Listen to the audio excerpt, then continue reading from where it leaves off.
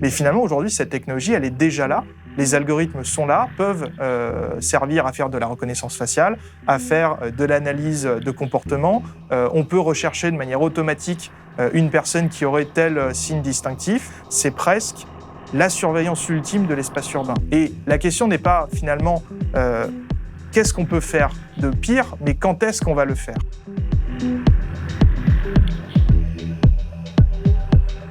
Bonjour à tous.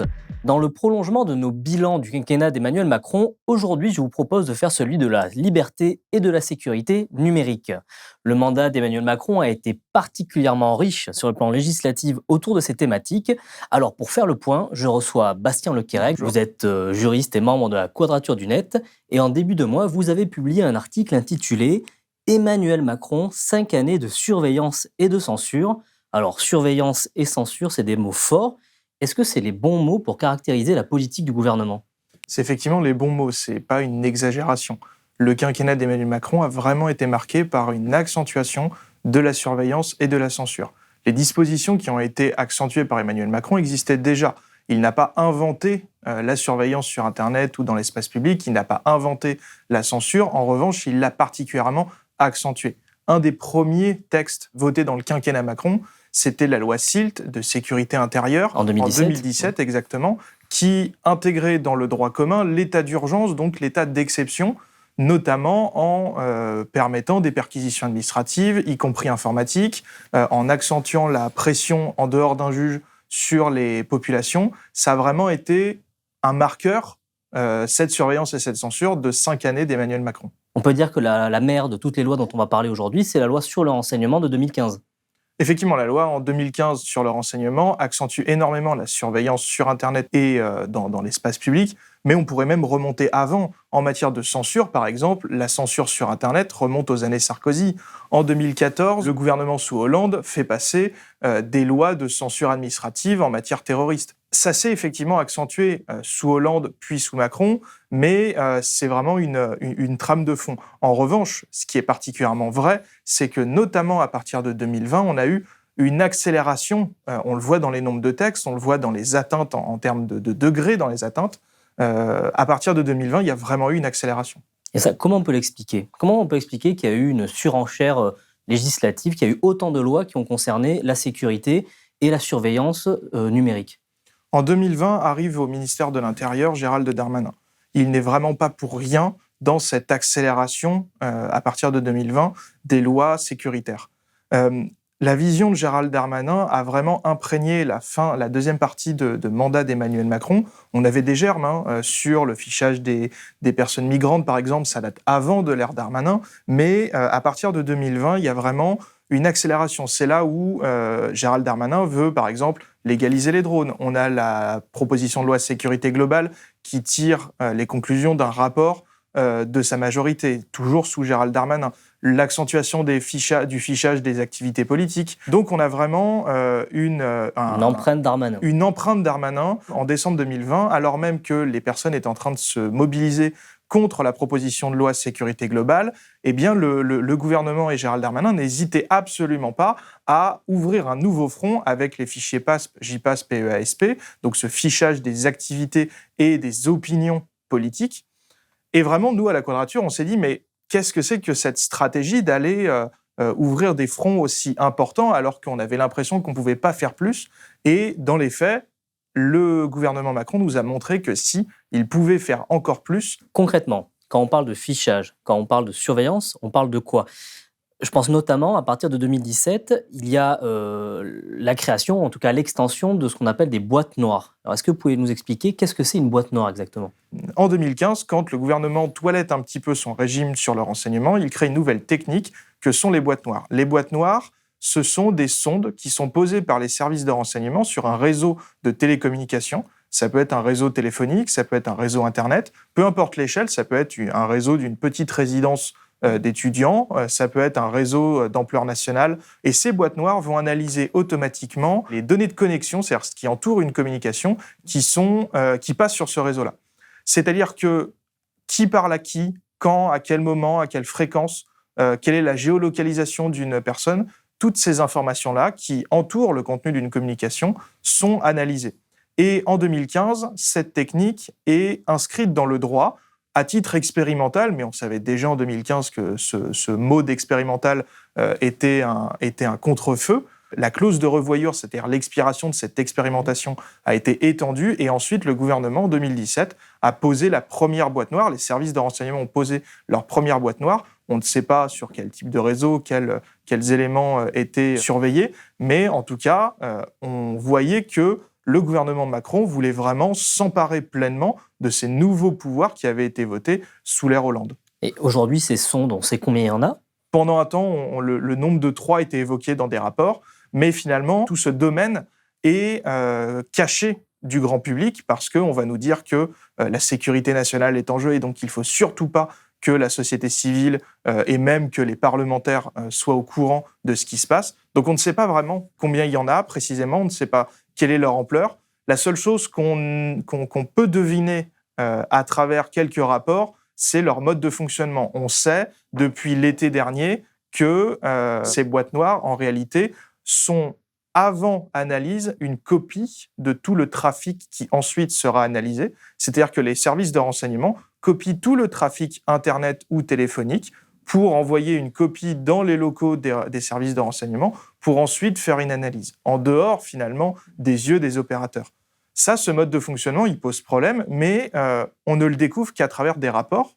On le découvre bien plus tard, en 2021, alors que c'est en place depuis au moins 2017. Et c'est vraiment très compliqué dans ce domaine-là de pouvoir comprendre, de pouvoir évaluer l'ampleur de cette utilisation et l'ampleur des atteintes aux libertés fondamentales qui en découlent. Cette loi-là de 2017, elle s'appelle, c'est la loi SILT, c'est la loi qui renforce la sécurité intérieure et la lutte contre le terrorisme. Ce processus-là qu'on décrit, il a commencé en 2015. Donc, en fait, on peut comprendre que les gens n'aient pas envie que leur conversation soit épiée, mais à contrario, on peut aussi entendre les gens qui disent qu'on est dans une... Il y a des dangers, il y a des menaces, notamment terroristes, et qu'en fait, tous ces dispositifs, ils assurent une sécurité, ils renforcent la sécurité des citoyens français. C'est effectivement le discours de ces promoteurs de ce genre de dispositif, mais en réalité, c'est impossible aujourd'hui d'évaluer l'efficacité de ce type de surveillance. Déjà, il faut rappeler qu'il s'agit d'une surveillance de masse. On surveille l'ensemble des réseaux. Les boîtes noires ont comme objectif de repérer des signaux faibles, c'est-à-dire des éléments qui passeraient inaperçus à l'œil humain. Donc, on va faire confiance à un algorithme pour détecter ce qu'un humain ne pourrait pas détecter et pour brasser le plus de données possible grâce à l'automatisation permise par l'informatique. Au sein du Parlement, il y a une délégation parlementaire au renseignement, la DPR, qui comporte quelques parlementaires. C'est-à-dire que tous les élus de la République, tous les parlementaires, tous les sénateurs ou députés n'ont pas accès aux informations qui permettent d'évaluer la mission des services de renseignement. Ils sont sélectionnés comment, ces députés qui ont accès ? Ils sont sélectionnés en fonction des règles des chambres. Il y a un système d'habilitation, c'est des règles plus ou moins opaques. Mais en tout cas... Il y a des députés de l'opposition ? Il y a des députés de tous les bords, mais tous les députés et tous les sénateurs et sénatrices ne sont pas dans cette DPR. Et on se retrouve avec ce petit noyau d'élus qui va dire aux autres « Faites-nous confiance, on ne peut pas vous donner d'informations, mais les services de renseignement ont besoin de telle chose, de telle chose. » En 2020, on a un rapport, le rapport Larrivé, qui fait un peu la liste des courses, des souhaits des services de renseignement. 2 axes principaux, vous le voyez, notamment mieux contrôler les terroristes condamnés qui ont purgé leur peine et mieux surveiller les échanges sur les réseaux sociaux. Et ce rapport Larrivé se base donc sur des informations remontées par les services de renseignement, donne un petit peu d'informations sur leur mode de fonctionnement, mais surtout pose des conclusions. Sauf que les étapes de raisonnement qui ont permis d'arriver à cette conclusion ne sont pas détaillées, parce que tout est couvert sous le secret national. En 2021, un an après ce rapport, le gouvernement veut réformer un petit peu le domaine du renseignement et se base notamment sur ce rapport Larrivé publié un an plus tôt. Et là, on a exactement la même chose. On a les élus, les parlementaires de la DPR qui disent « Oui, ce qu'il y a dans le rapport Larrivé, c'est un vrai besoin. Faites-nous confiance. » Et on s'est retrouvé à la Quadrature, à une audition où on était face à une sénatrice de la DPR qui nous disait ce que demandent les services de renseignement et ce qui est proposé dans ce projet de loi, on en a besoin, mais je ne pourrais pas vous dire pourquoi. parce que c'était vraiment le secret qui était la règle. Et donc on se retrouve avec la société civile qui est évacuée du débat politique, et même les parlementaires eux-mêmes qui vont devoir voter une loi alors qu'ils ne savent pas comment fonctionnent les services de renseignement, quelles sont leurs efficacités, comment est-ce qu'on gère les abus, est-ce qu'on les détecte bien, comment est-ce qu'on fait pour prendre des mesures correctrices. C'est vraiment une situation kafkaïenne, le renseignement. Et en 2021, au lieu de corriger tout ça, au lieu de mettre plus de contrôle démocratique, indépendant, au lieu de retirer un peu de secret, on en a rajouté, on a augmenté les pouvoirs des services de renseignement, on a augmenté leur capacité de captation de données, on a augmenté les données que vont pouvoir être analysées par les boîtes noires. Aujourd'hui, une boîte noire peut commencer à analyser le contenu d'une communication. C'est-à-dire qu'entre 2017 et 2021, les boîtes noires ne pouvaient pas, même si techniquement elles traitaient le contenu des communications, elles ne pouvaient pas légalement analyser le contenu des communications.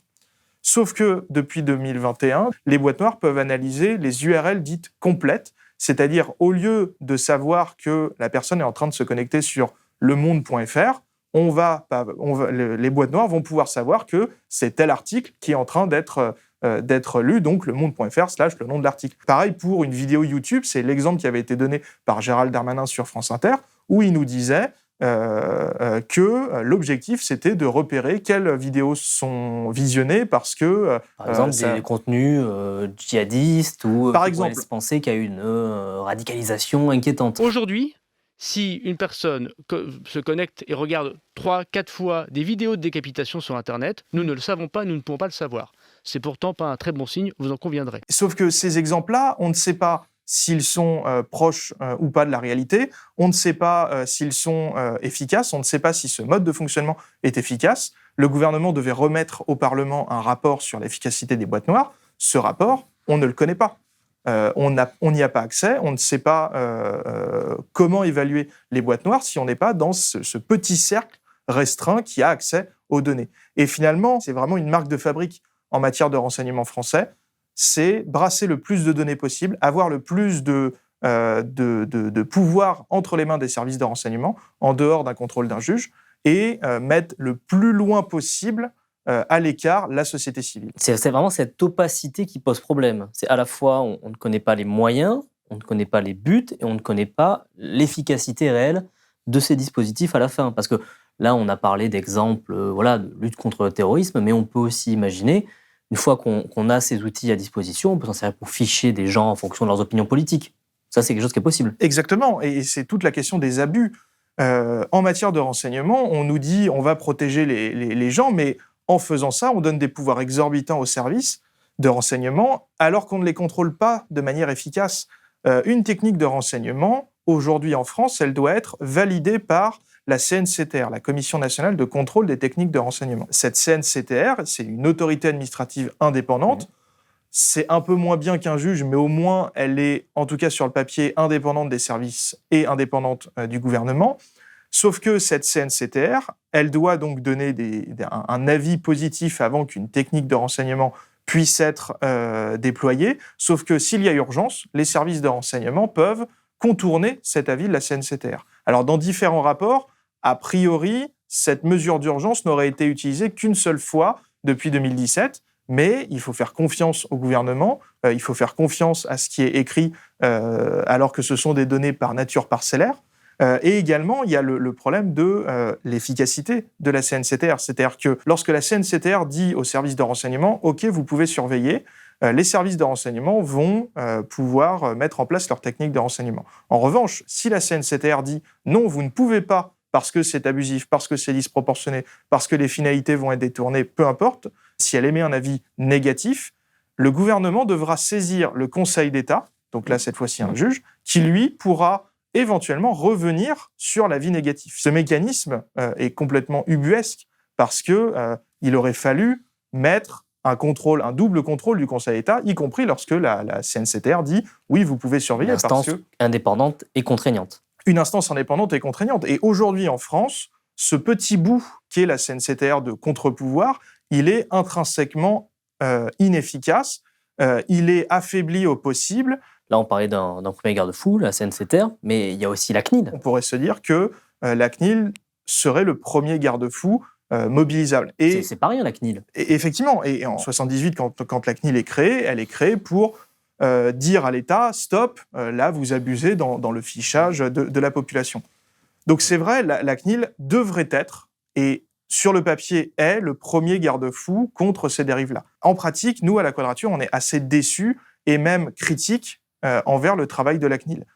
Pourquoi ? Parce que la CNIL, aujourd'hui, ne se considère plus comme étant réellement un garde-fou. Elle se veut être l'autorité qui va accompagner les entreprises, l'État, les collectivités. Et en voulant accompagner, en réalité, très souvent, elle donne des modes d'emploi pour légaliser des choses qui sont illégales. Un exemple très frappant et qui nous a fait réagir, c'est pendant les débats sur la proposition de loi sécurité globale. Elle voulait légaliser les drones, qui avaient déjà été interdits 2 fois par le Conseil d'État en 2020, et elle voulait autoriser les caméras piétons, les caméras embarquées, et lorsque le texte de cette proposition de loi... protection ou surveillance, selon... Voilà. Et et au début de l'année 2021, quand le texte arrive au Sénat, la commission des lois du Sénat saisit la CNIL pour avis. Donc on pourrait se dire, très bien, ce garde-fou qu'est la CNIL, va faire son travail. Comme le disaient depuis plusieurs semaines les associations comme Amnesty, comme la Quadrature, même l'ONU disait non, ce texte, il faut arrêter, il est disproportionné. La défenseuse des droits le disait, le comité national consultatif des droits de l'homme le disait aussi. Une partie de l'opposition le disait aussi. Une partie de l'opposition le disait, donc on pouvait s'attendre à ce que la CNIL dise au Sénat, bah non, il faut arrêter, c'est disproportionné, c'est pas acceptable dans un état de droit, etc. Et c'est presque l'inverse que ce qu'a dit la CNIL, c'est-à-dire que dans son avis, elle disait certes les finalités des drones sont disproportionnées, mais je vous propose de mettre l'étiquette expérimentation pour déterminer quelle finalité serait ou pas à conserver dans une réforme future. On va voir en tâtonnant et en expérimentant sur les vrais gens, sur les libertés fondamentales des personnes qui manifestent, des personnes qui sont dans la rue, et en accentuant les pouvoirs de la police. En ce moment, la CNIL est en train de proposer une consultation sur la vidéosurveillance automatisée, c'est-à-dire l'usage d'algorithmes pour analyser massivement les images de vidéosurveillance. On a traité le sujet à Blast, notamment voilà. Avec des solutions qui permettent d'avoir des caméras intelligentes. Exactement. Et donc aujourd'hui, nous, à la Quadrature, on partage le constat de la CNIL, qui est de dire que toutes ces solutions sont illégales. La CNIL le dit, nous, dans nos différents recours devant les juridictions, on s'appuie parfois sur des prises de position, des avis ou des mises en demeure de la CNIL.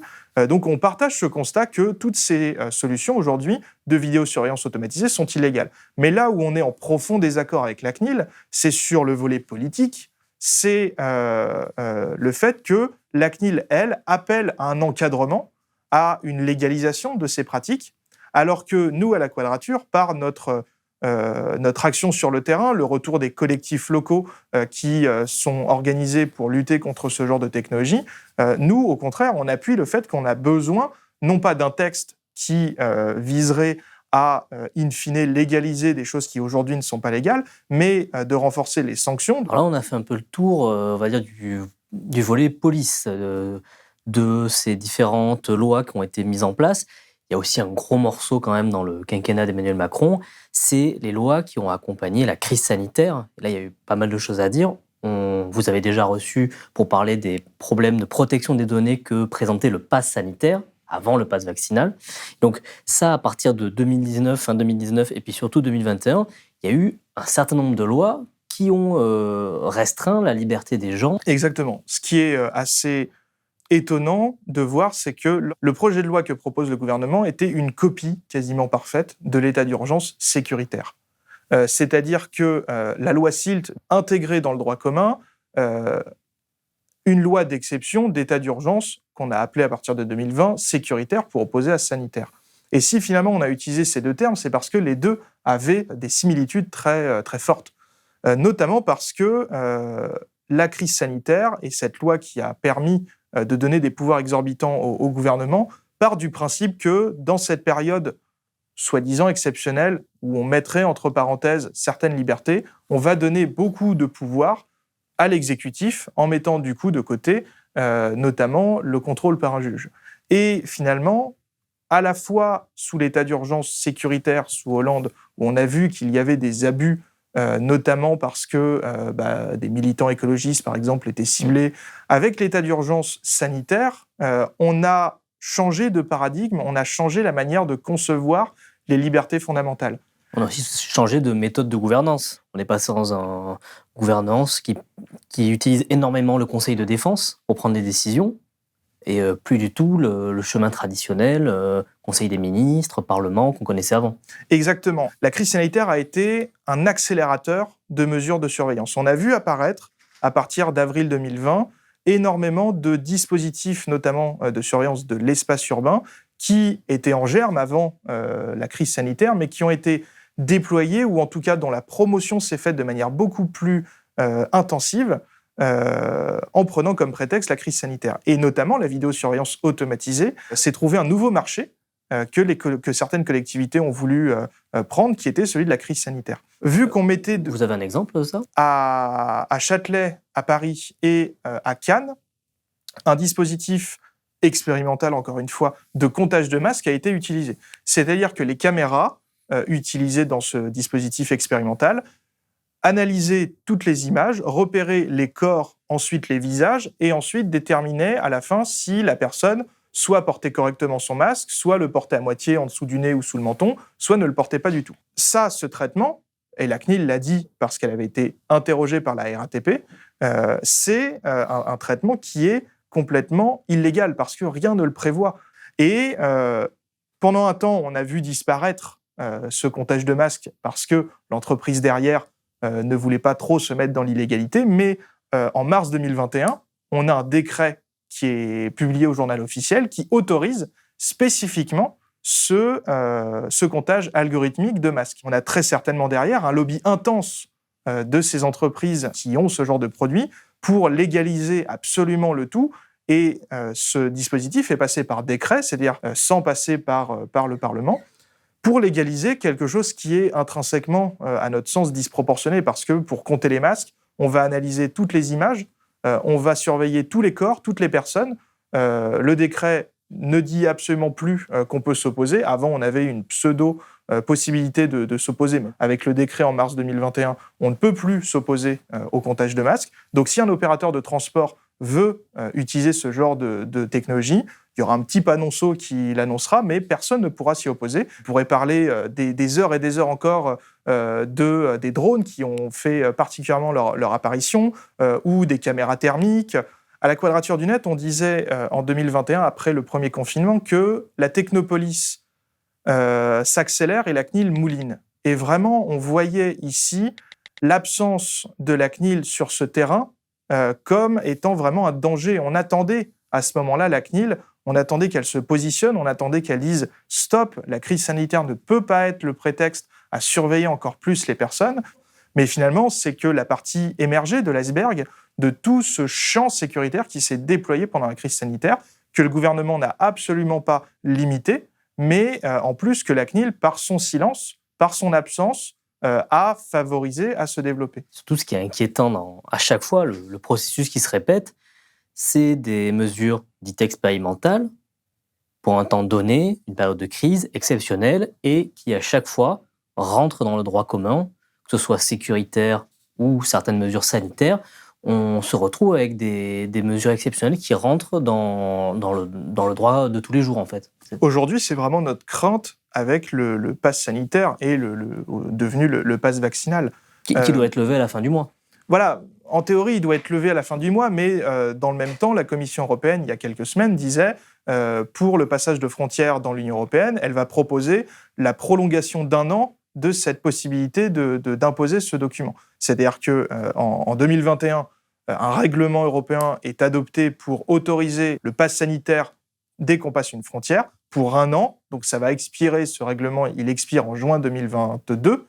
Et la Commission a annoncé il y a quelques semaines qu'elle allait proposer la prolongation de ce règlement pour encore mettre une pièce dans la machine et se permettre de laisser les États membres imposer ce type de document pour passer une frontière, pour entrer sur leur territoire. Et même si en France, on nous annonce que le pass vaccinal va être abandonné, finalement, c'est difficile de faire la distinction entre ce qui relève de communication politique, ce qui relève de nécessité sanitaire, parce que tout est décidé par le gouvernement sans vraiment de transparence.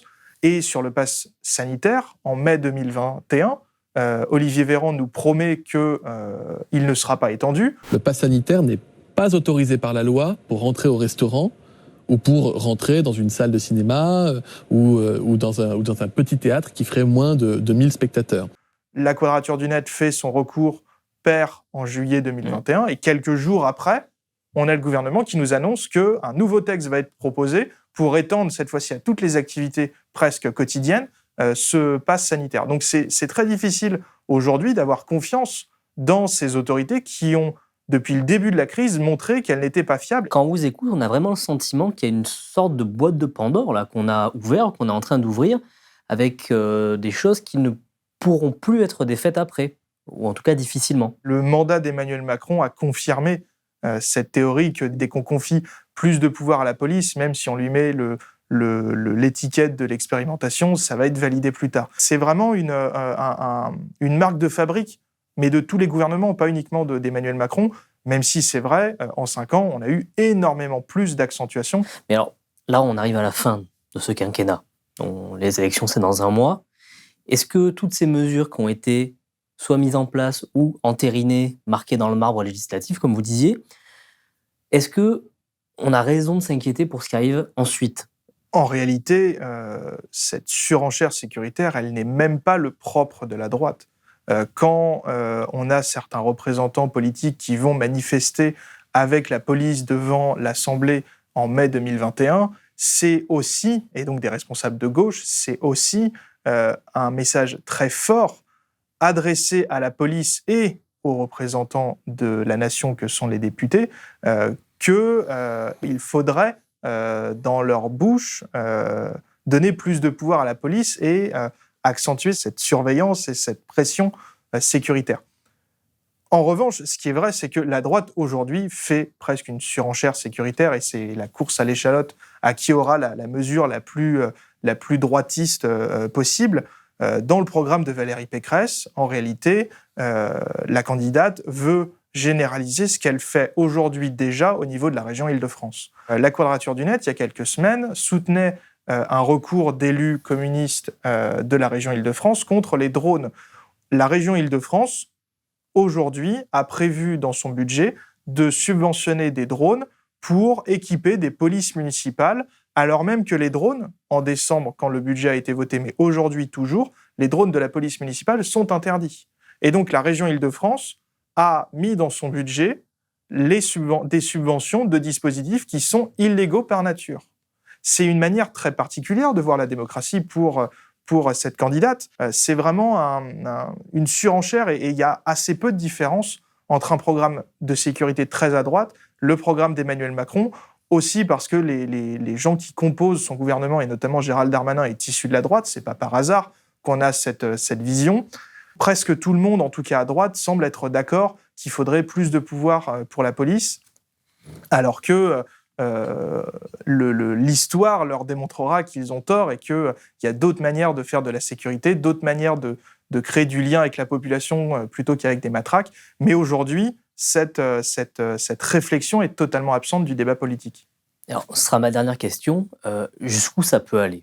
Là, cette surenchère qu'on a décrit, qu'il y a eu ce processus d'extension sans fin des prérogatives, du renseignement, de la surveillance de la police. C'est vraiment difficile à dire parce que finalement, aujourd'hui, on pourrait déjà se dire qu'on ne pourrait pas aller plus loin. Par exemple, la vidéosurveillance automatisée, j'en parle beaucoup, mais c'est quelque chose qui est vraiment très important. C'est la surveillance ultime de l'espace urbain. Lorsqu'une collectivité, lorsqu'une administration pose des caméras de vidéosurveillance dans la rue, il faut des humains derrière pour les analyser.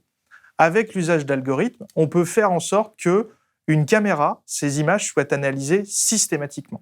Et à partir du moment où vous posez des caméras partout sur l'espace urbain, avec des algorithmes, vous pouvez analyser tout le monde, tout le temps, sans aucune exception. Et la vidéosurveillance automatisée, c'est la base pour n'importe quel abus futur. C'est-à-dire qu'aujourd'hui, on nous dit la vidéosurveillance automatisée, c'est pour améliorer l'efficacité de la police. On nous dit que, et par exemple Valérie Pécresse, pendant la campagne régionale en 2021, le disait, elle disait on a des caméras vidéo partout, mais elles ne servent à rien. C'est assez amusant d'entendre dans sa bouche le fait que les caméras de vidéosurveillance ne serviraient à rien. Et elle disait il faut des algorithmes pour analyser tout ça. Et avec des algorithmes, finalement, vous pouvez cibler des personnes, savoir automatiquement et de manière massive où habite telle personne, voire faire de la reconnaissance faciale.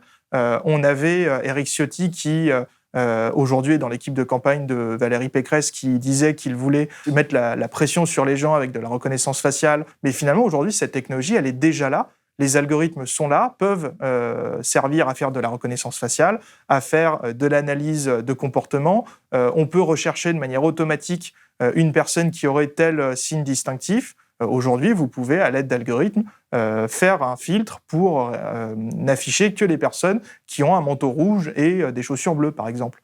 C'est presque la surveillance ultime de l'espace urbain. Et la question n'est pas finalement qu'est-ce qu'on peut faire de pire, mais quand est-ce qu'on va le faire? La question, c'est quand est-ce qu'on va effectivement abuser de tous ces pouvoirs. Et historiquement, l'État, dès qu'il a des pouvoirs, il abuse et il en demande encore plus.